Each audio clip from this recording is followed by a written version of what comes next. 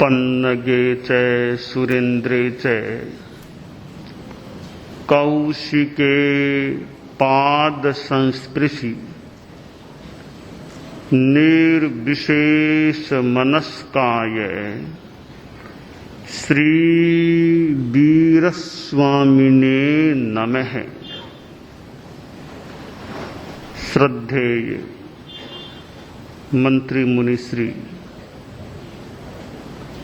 बंधुओं बहनों, आर्हत वाङ्मय में एक सूक्त आता है, अनेक चित्ते खलु अयम पुरुषे। यह पुरुष अनेक चित्तों वाला होता है। सवेरे कोई चित्त उसमें है, मध्याह्न में दूसरा चित्त उसमें प्रतीत होता है, और शाम को और कोई तीसरा चित्त उसमें अनुमानित होता है।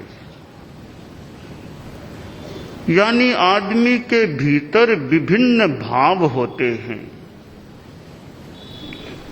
एक आदमी को सवेरे शांति में बैठा हुआ देखा था, उसी को 11 बजे आक्रोश की मुद्रा में देखा जा सकता है। कभी उसको एक ऋजुता का व्यवहार करते हुए देखा था, तो कभी उसमें छलना की प्रवृत्ति को भी देखा जा सकता है। आदमी के भीतर हिंसा का भाव भी होता है और अहिंसा का भाव भी होता है। आदमी के भीतर अच्छे संस्कार भी होते हैं तो उसके भीतर बुरे संस्कार भी होते हैं। मनुष्य के भीतर सद्भाव होते हैं तो उसमें असद्भाव भी होते हैं। आदमी का लक्ष्य यह रहना चाहिए कि वह हिंसा से अहिंसा की ओर, बुराई से अच्छाई की ओर तथा असत से सत्य की ओर गति करे। जैसा कि संस्कृत वाङ्मय में कहा गया, असतो मा सद्गमय, तमसो मां ज्योतिर्गमय, मृत्योर मां अमृतम गमय। मुझे असत से सत्य की ओर ले चलो, मुझे अंधकार से प्रकाश की ओर ले चलो, मुझे मृत्यु से अमरत्व की ओर ले चलो। तो पहला जो सूक्त है, असत से सत्य की ओर गति करना। आदमी के भीतर संकल्प जाग जाता है, लक्ष्य सही प्राप्त हो जाता है, तो आदमी सत्य की दिशा में आगे बढ़ सकता है। जीवन विज्ञान एक ऐसा उपक्रम है जो आदमी को सत्य की ओर जाने के लिए अभिप्रेरित करता है। परम पूज्य गुरुदेव तुलसी और परम पूज्य गुरुदेव महाप्रज्ञ जी ने यह प्रकल्प प्रस्तुत किया था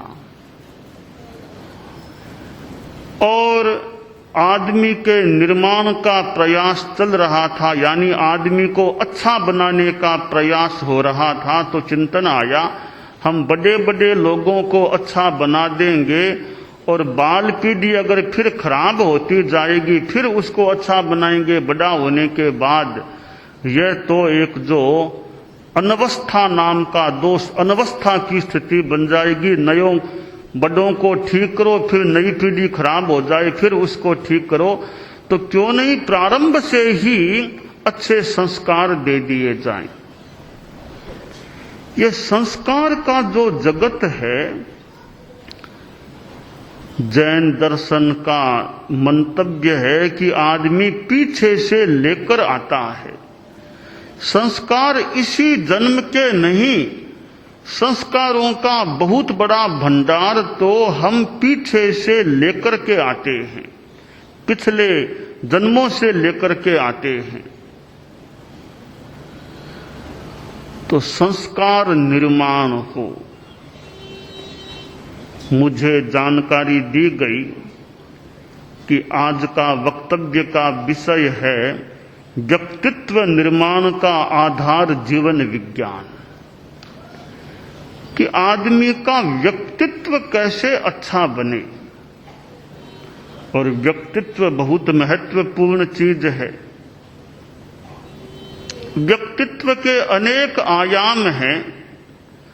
शारीरिक व्यक्तित्व भी होता है कि आदमी का शरीर कैसा है, मजबूत है या नहीं, रूप रंग कैसा है, सौंदर्य है या नहीं।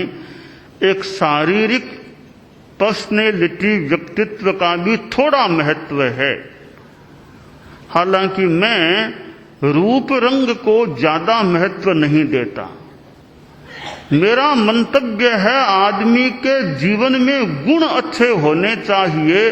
चेहरा अच्छा न हो तो भी कोई इतनी खास बात नहीं है। चेहरा बहुत फूट रहा है, अच्छा है, और आदमी हिंसक वृत्ति का है, आदमी आवेशशील है, आदमी बेईमान है, धोखेबाज है, तो चेहरा अच्छा होने से क्या हो जाएगा।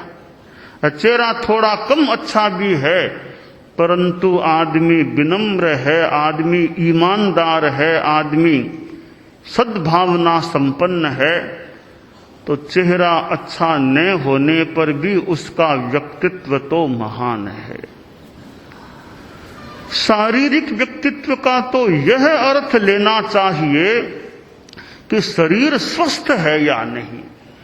चेहरा अच्छा बुरा कोई बड़ी बात नहीं, पर शरीर की स्वस्थता आवश्यक है। क्योंकि अगर शरीर रुग्ण है तो आदमी कितना क्या काम कर पाएगा।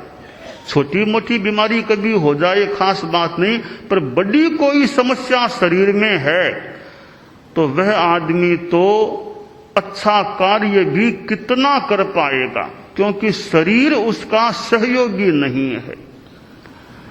तो हमें शारीरिक व्यक्तित्व की दृष्टि से इस बात पर ध्यान देना चाहिए कि हमारा शरीर हमारे कार्य में सहयोगी बना रहे, सहायक बना रहे, ऐसी स्थिति उसकी होनी चाहिए।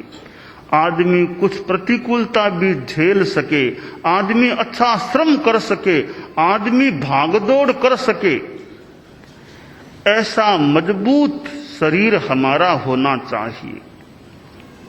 तो शारीरिक व्यक्तित्व की भी अपेक्षा है।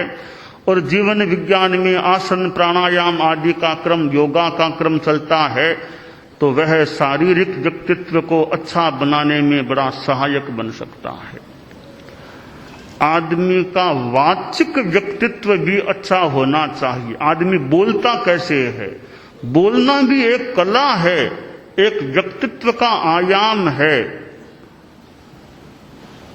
एक आदमी थोड़े समय में कितनी महत्वपूर्ण बात कह देता है।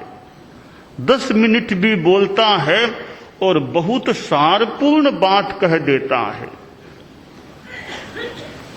वाणी में दोष या विष भी होता है और वाणी में गुणवत्ता भी होती है।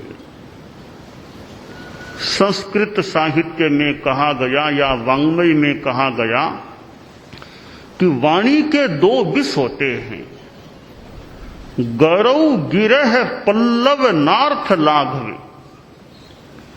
वाणी के 2 विष ये हैं, पहली बात कि बात को बढ़ा चढ़ा करके कहना। थोड़ी सी बात है, इतना लंबा कर देना कि सामने वाला सुनते सुनते ऊब जाए बेचारा। जिस बात को तुम संक्षेप में बता सकते हो उसके लिए सामने वाले का ज्यादा समय हमें वेस्ट क्यों करना चाहिए। तो बिना मतलब बात को लंबा कर देना, बढ़ा चढ़ा के बात कहना, बिना मतलब बिना मौके पर, यह वाणी का विष है। और कवि ने दूसरा विष बताया, अर्थ लाघवम। बात को लंबा तो किया सो किया, बात में सार कुछ था ही नहीं, निस्सार बात थी। तो निस्सार बोलना वाणी का दूसरा विष है।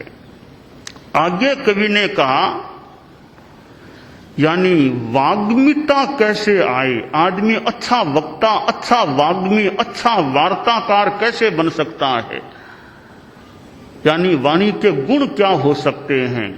तो कवि ने दो महत्वपूर्ण बातें बताई जो वाचिक व्यक्तित्व की दृष्टि से महत्वपूर्ण हैं। मितम च सारम च वचो ही वाग्मिता, कि तुम्हें वाचिक व्यक्तित्व को बनाना है। और वाग्मी, वाग्मी कौन होता है? संस्कृत में एक शब्द आता है वाग्मी। वाग्मी यानी वाक पटु, जो बोलने में पटु हो, निपुण हो, वह वाग्मी। तो वाग्मी बनने के लिए दो बातें। पहली बात कि मितम, सीमित बोलो, थोड़ा बोलो, सीमित शब्दों में बात कहने का प्रयास करो। दूसरी बात कही गई कि यह ध्यान दो, मैं कितना सारपूर्ण बोल सकता हूं।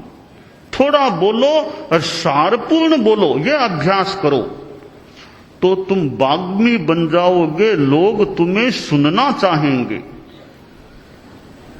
जीवन विज्ञान में तो संयम की बात जुड़ी हुई है। तो वाणी का संयम होता है और आदमी सारपूर्ण बोलता है तो उसका वाचिक व्यक्तित्व निर्मित हो सकता है। मानसिक व्यक्तित्व भी होता है। आदमी चिंतन कैसे करता है, सोचता कैसे है। एक आदमी सोच सोच करके दुखी बन जाता है और एक आदमी अच्छा चिंतन करके सुखी बन जाता है।